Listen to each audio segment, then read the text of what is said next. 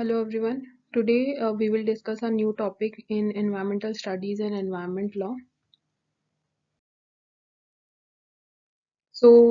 Today's topic is right to wholesome environment. The list of topics to be covered here is environment and life. We will talk about the relationship between environment and life. Then we'll talk about the relationship between environment and Indian Constitution. We'll discuss about Article 21 of Indian Constitution. Then we'll discuss the right to wholesome environment and how it is related to Article 21 of Indian Constitution with the help of some important case studies. Let's start with environment and life. Environment and life are interrelated. The existence of life on Earth depends on the harmonious relationship between ecosystem and environment. Human beings are entitled to a healthy and productive life in harmony with nature. We cannot deny this that life has been granted to every living organism with the help of healthy environment. Without a healthy environment, life on earth will not be possible. It is important to recognize our dependence on the earth's natural resources.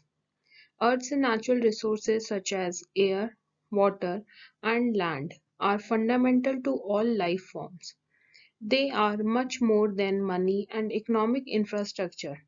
They are the base of our survival. Natural resources are the things upon which life of every living organism on earth has been dependent. So it is our duty to protect our natural resources on earth. But development has resulted in destruction of environment in some cases. This has led to some serious violations of human rights also. Environmental deterioration could eventually endanger life of present and future generation. In the case of rural litigation and entitlement Kendra versus State of Uttar Pradesh, it was mentioned that air and water are the most indispensable gifts of nature for preservation of life. Let's talk about environment and Indian Constitution. There is a relationship between the right to clean environment and the right to life as guaranteed under the Article 21 of the Indian Constitution. Healthy lifestyle of human being is possible only if he is living in the healthy environment and his surroundings are clean.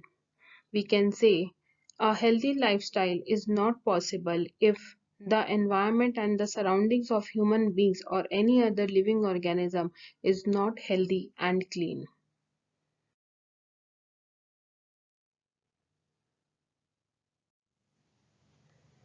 Specific provisions relating to certain aspects of the environment, more especially for the protection of the forest and wildlife in the country, were incorporated in Part 4, that is, Directive Principles of State Policy in the Constitution. And along with this, it is also incorporated under List 3, the concurrent list of the 7th Schedule of Indian Constitution.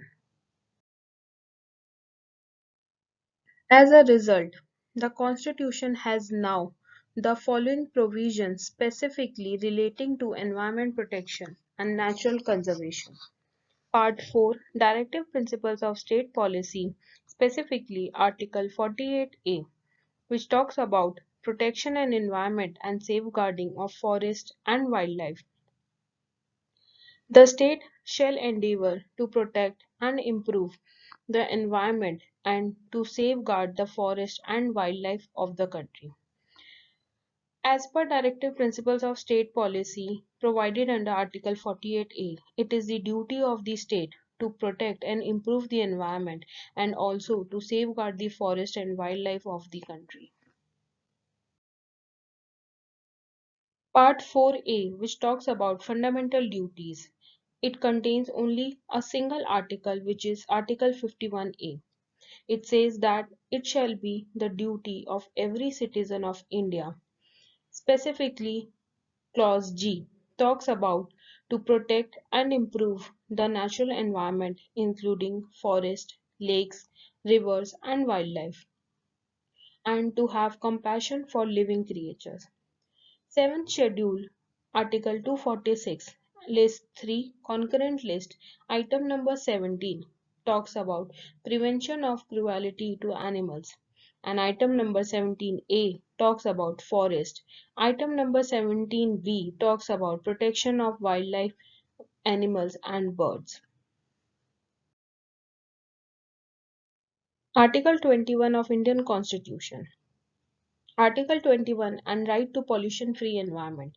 Article 21 says no person shall be deprived of his life or personal liberty except according to the procedures established by law. Article 21 provides an inbuilt guarantee to a person for right to live with human dignity. The Supreme Court interpreted the right to life and personal liberty to include the right to wholesome environment and all other rights. The courts have undertaken to explicate the development of ideology of environment as being part of the right to life by various judicial pronouncements. The judiciary has attempted to expand the reach and ambit of Article 21 rather than limiting their meaning and content by judicial construction. Thus, the judiciary broadened the concept of life. Right to life extended its scope to include right to wholesome environment and right to sustainable development. Right to wholesome environment. The first attempt of the right to a wholesome environment, that is, the issues relating to environment and ecological balance, was recognized in the case of Rural Litigation and Environment Kendra, Dehradun versus State of Uttar Pradesh. In this case, the representatives of the Rural Litigation and Entitlement Kendra, Dehradun, wrote to the Supreme Court alleging that illegal limestone mining in the Mussoorie Dehradun region was causing damage to the fragile ecosystems in the area. The court treated this letter as a public interest petition under Article 32 of the Constitution. And also several committees have been appointed for the full inspection of illegal mining sites. All the committees came at the conclusion that the limestone quarries, whose adverse effects are very less, only those should be allowed to operate, but that too after further inspection and all. Therefore, the court ordered the closure of a number of limestone quarries, and although the court did not mention any violation of fundamental right explicitly but had impliedly admitted the adverse effects to the life of people and involved a violation of Article 21 of the Indian Constitution. In the case of Subhash Kumar versus State of Bihar, the concept of right to wholesome environment was also recognized. In this case, the company in Jamshedpur carries on mining operation against which the suit was filed. The allegations were that the slurry gets settled in the land, affecting fertility of land, polluting the drinking water, thereby risking the health of people living in surrounding areas. The court held that the right to life includes the right to enjoy unpolluted air and water. If anything endangers or impairs the quality of life in derogation of laws, a citizen has a right to recourse to Article 32 of the Constitution, and also it said that recourse should be by the person genuinely interested in the protection of society on behalf of the community. Similarly, in the case of Virendra Gaur versus State of Haryana, there has been a great discussion about the environment within its ambit of hygienic atmosphere and ecological balance. The court observed that hygienic environment is an integral facet of right to healthy life, and it would be impossible to live with human dignity without a humane and healthy environment. So, the state has the foremost responsibility to take care of individuals by protecting the improving the environment, but at the same time, every citizen also has to contribute his help to the government in maintaining the hygienic environment. Here, we have seen so many different cases taken up by the courts where has impliedly said that the Article 21 of Indian Constitution, which talks about right to life and personal liberty, also include the right to wholesome environment. And for every human being to live a dignified life, it is important to have a clean and healthy environment.